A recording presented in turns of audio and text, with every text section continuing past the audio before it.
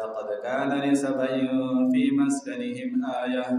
جنتان عن يمين وشمال كلوا من رزق ربكم واشكروا له بلدة طيبة ورب غفور. سورة سبا هم لیکي لو د سبا د قوم هغه بیان پکې رالی چې قوم سبا دا د صنعا چې کوم د یمن دارالحکومت او د هغې نه میل فاصله باندې یو کلی یو علاقه آباده وه او هلته دا قوم پاتې کېدو قوم سبا او دوی باندې الله تبارک وتعالی ډېر انعامات کړي لیکن دوی د الله تبارک وتعالی شکریا ادا نه کړه او دوی باندې الله تبارک وتعالی دنیا کې تکالیف مصائب راوستله او ملکه بلقیس چې کوم د سلیمان علیه السلام باندې بیا ایمان راوړو مسلمان شوه په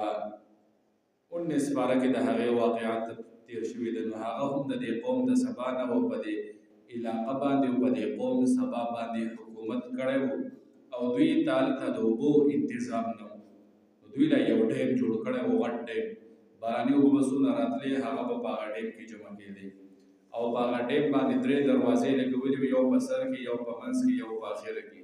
او د دې ډیمون لاندې بیا یو تالاب و دوی به چې اوبه ضرورت و نو اولنۍ دروازه به یې د ډیم کولا وکړه نو اوبه به راتلې تالاب ته او د تالاب نه بیا 12 نهرونه خوړګۍ غونته کې وتې وې او په هغې باندې به دوی خپل فصل او باغات هغه اوبه کوله دا سرسبز و شاداب علاقه وه میوې پکې هم ډېرې وې دلته الله تبارک وتعالی ذکر کوي ښی طرف باندې هم میوې باغونه ګس طرف باندې هم میوې وې او باغونه و د هر سړي دنیا باغات او فصل میوې ورته راتلې لیکن دوی د الله تبارک وتعالی شکر او شکریا ادا نه کړه او د الله شکر یې ونیست نو الله تبارک وتعالی په دغې نهر په ذریعه او د دغې ډیم په ذریعه باندې الله تبارک وتعالی دا قوم هغه ختم کړو دلته هم دا واقعات ذکر کوي چې دوی به دا الله تبارک وتعالی شکر ادا نه کړو نو رب العالمین فرمایي چې بیا دوی باندې الله تبارک وتعالی مګې مسلط کړې په دې ډیم په دې دروازه باندې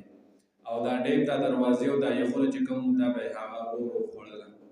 ځینې کسان چې هوښیار وو هغه ته پته و چې دا د الله عذاب دی نو هغه د دې علاقې نه خپې وایستلې لاړل او ځینې خلکو هغوی چې دا مګې دي او د مګې هغې دپاره دشمن هغه پکار دی پیشو او د دنیا پیشوګان راوستله دې دپاره د یو قوم چې دا مګې به وخوري خبره به ختمه کړي لیکن دا مګې زوروره وي او غالي به کېدې به په دې پیشوګانو باندې پیشوګانو هغه نه شوې خوړل نو دې نه هم بعضې هوښیار خلک ووتل ورو ورو او بعضې خلک بیا هم او چا ته چې پته ولګېدل ډېر د ډیم د سیلاب نه مخکې څوک مخکې څوک په هغه ټیم کې څوک د هغې نه لږ لږ مخکې خلک د دې علاقې نه ووتله د مدینه منوره کې چې کوم یهود آباد وو بنو قریظه بنو نذیر دا هم د دغه ډیم د لاسه د ډیم د وجې نه یثرب ته راغلی یعنې مدینې منورې ته دوی ته دا پته وه چې د آخر زمانې پیغمبر به هجرت کوي نو هغه به د خرما نخلستان به وي کجورې به وي او هغه علاقه د یثرب ده یعنې مدینه منوره دوی هم هلته هجرت وکړو او چا یو طرف ته چا بل طرف ته او الله تبارک وتعالی دوی د الله تبارک وتعالی د نعمتونو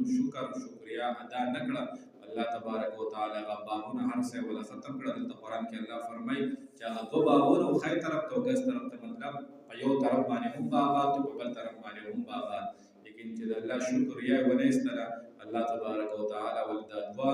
باغونه یعنې دا دوه قسمه دوه طرفونه دی ولې په هغه نورو باغونو بدل کړه چې هغه کې بیا صرف بیرې وي او زغي او دغه شانې دا نور اخوا دېخوا بې مزه او بې خونده هغه بوټي پکې وو او مېوې به هم بې خونده وي دا ما ته سبق راکوي چې موږ هم د څومره نعمتونه انعامات احسانات الله تبارک وتعالی موږ باندې کړي دي نو د الله تبارک وتعالی شکر او شکریا ویستل پکار دی دلته هم الله تبارک وتعالی دا واقعات بیانوي الله فرمایي لقد كان یقینا بشکاو لسبعین د قوم د سبا دپاره فی مسکنهم د هغوی په اوسېدلو پسې کې د هغوی په هغه آبادو کې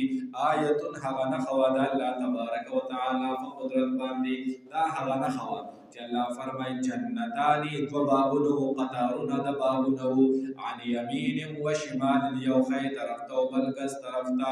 دلته تعبیر په دوه باغونو سره وشو نو دې نه مراد دا دی ښایي طرف ته لیټ چې کوم و د دې د څومره اوږد علاقه چې وه هغه ټول باغونه او کس طرف باندې و یعنې دواړه طرفونو اړخونو ته باغونه او ښکلې مزیدار مېوې به یې ورکولې او د هر سړي باغ و د هر سړي فصلونه هر څه مزیدار و د هغې ډېر د اوبو نه به یې هغه اوبه کوله او ښه ښکلې خوشحاله زندګي تېروله. والله فرمای کلو من رزق ربکم کلو خورئ تاسو من رزق ربکم ستاسو د رب د دې رزق نه واشکرو له او شکر وباسئ شکر ادا کوئ د الله تعالی نعمتونه هر څه مونږ هم سبا کوو بیګا کوو خوراک کوو هر څه کوو الله فرمای چې شکر د الله تبارک وتعالی وباسئ.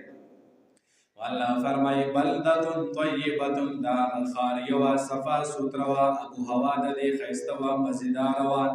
ورب غفور او رب هغه بخشش بخونکی دی او معافي کوونکی دی بخښنه کوونکی دی الله تبارک وتعالی. نو الله به دا انعامات احسانات کړي والله فرمای فاعرضوا دوی اعراض وکړو د الله تبارک وتعالی د شکر وستلونه بلکې الټه وسره پیسې او رزق او مال هر وسره وي لیکن بیا په دې باندې خوشاله دي خپې مړه کم دي ورڅخه نشته کنه بس مرسي سم نشته دي دغه الله فرمای دا اعراض کول د الله د نعمتونو نه. والله فرمای فارسلنا مونږ راولېږل علیهم فدوی باندې فدې قوم د سبا باندې سیل العربي سیل په معنا سیلاب العربي د هغه ډېم سیلاب چې الله تبارک وتعالی راولېږو او سورت مو ذکر کو چې مګي به الله تبارک وتعالی مسلط کړي نو هغې کې سوري جوړ کړه په دې ډېم کې د هغې باندې اوبه لږ راتلې او چې لږ ځای وي هغه ورو زور ډېر شي هغه ځای شلېږي نور هم کولاویږي. والله فرمای وبدلناهم مونږ ورکا دوی ته فبدل کې بجنتیهم دا دو باغونو فبدل کې پاغه سیله کې جنتین دو نور باغونه الله مونږ ورکړه داسې باغونو کې ذواتای کوکولین خمتن چې هغه خاوند خوراکو خمتن هغه بېمزې ترخه هغه بېمزې هغه میوې پکې بیا وي واثلن او الله فرمایي هغه غز پکې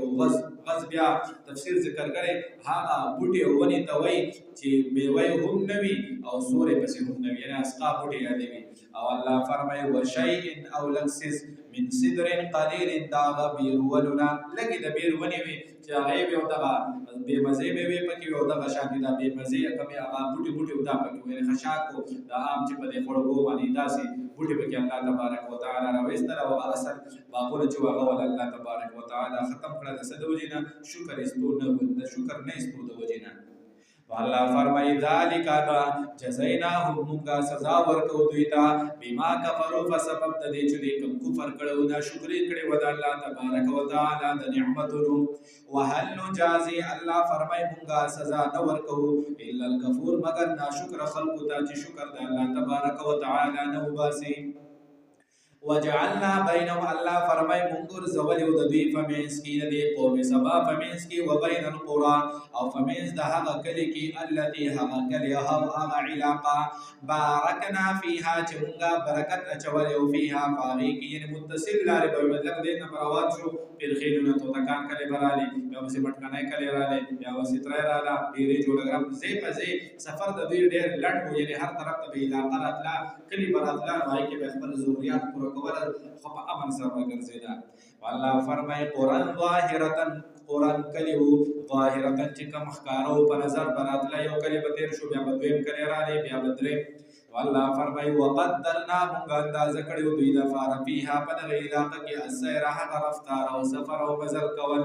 سیرو فیها الله فرمایي سفر کوئ ځئ رفتار کوئ فیها په دغه علاقو کې لیالیا د شپې و ایاما او د ورځې آمنین په امن سره چې علاقې آبادې وي نو بیا امن وي هیڅ هم نه وي. والله فرمایي فقالو وې د قوم د سبا والا باعد ربنا ای رب زمونږه باعد جداواله راولې لریواله راولې بین اسفارنا فمنځ د زموږ د سفرونو کې دا خو نږدې علاقې دي چې بس د علاقې ختم شي او دوک د سفرونو چې موږ دوک د سفرونو دوی دا خبرې وکړي. والله فرمایي وظلموا دوی ظلم وکړو انفسهم په خپل ځانونو باندې هغه باغات هرڅول الله تبارک وتعالی ختم کړه څوک یمن ته لاړه څوک شام طرف ته لاړه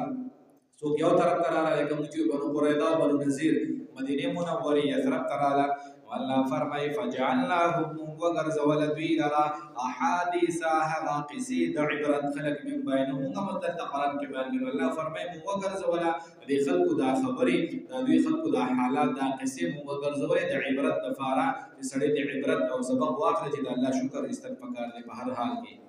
او الله فرمایي ومزقناهم كل ممزق او هم تار فتار کړه دوی لره جدا جدا کړه دوی په مکمل جدا کېدو سره څوک یو څه پاتې کېږي څوک بل څه علاقه د قوم د سبا هغه کوم علاقه او کوم باغات او هر څه الله تبارک وتعالى ختم کړه. والله فرمای ان فی ذلک بشک فدی کی لآیات خامخا نخی د عبرت دی او د قدرت د الله تعالی دی لكل صبار د هر یو صبر کون کی د فار او شکور شکر وستون کو خلق د فار په کی سبب دی عبرت نخی دی. والله فرمای ولقد صدق بشک یقینا رختون کړه علیهم پدوی باندې ابلیس او شیطان ابلیس ظنه هغه خپل ګمان چې شیطان دا قسم خوړلی چې خامخا به زه د خلق گمراه کوم دوی ته به وسوسې اچوم او امیدونه به لوږدوږ د ورکوم. الله فرمایي چې رښتینو کو په دې قوم سبا باندې هغه ابلیس خپل ګمانونه چې کوم دوی ته کړي. الله فرمایي فتبعوه دې قوم دې سبا تابعداري وکړه د شیطان خبره یې ومنله شکر د الله ونه ایستلو الا فریقا مگر الله فرمایي مگر سوا د یوې ډلې نه من المؤمنین د مؤمنانو نه لږ خلکو یوه ډله وه چې مؤمنانو هغوی هغه د شیطان تابعداري ونه کړه د الله شکر او شکریا یې ویستل او د الله شکر یې ادا کوو. والله فرمایي وما کان له او نشته دی د ابلیس د شیطان دپاره علیهم په دې قوم د سبا باندې من سلطان څه غلبه څه زور نشته چې شیطان سړی په زوره باندې ونیسي او سړی ګمراه کړي او په ناروا ناجایز باندې اخته کړي بلکې دې په خپله کې صرف هغو ته وسوسه اچوي. والله فرمایي الا مگر دې دپاره لنعلم چې مونږه معلوم کو ښکاره کو خلکو ته الله ته خو فتح ده الله ته خو علم شته. الله فرمایي چې مونږ ښکاره کو دې نورو خلکو ته جدا جدا کو خلکو ته من یؤمنو هغه څوک چې ایمان راوړي په آخرت باندې ممن د هغه چا نه جدا کو هو منها چې وي هغه د آخرت نه په شک فشک کې وي د آخرت نه په شک کې وي. الله فرمایي چې چا په آخرت باندې ایمان وي او د چا شک وي چې دا دواړه خلک مونږ جدا کو دي خلکو ته ښکاره کو فتح ته ولګي. وربک وربستا علی کل شیء فهر یو څیز باندې حفیظ نگهبان کوونکی دی حفاظت کوونکی دی.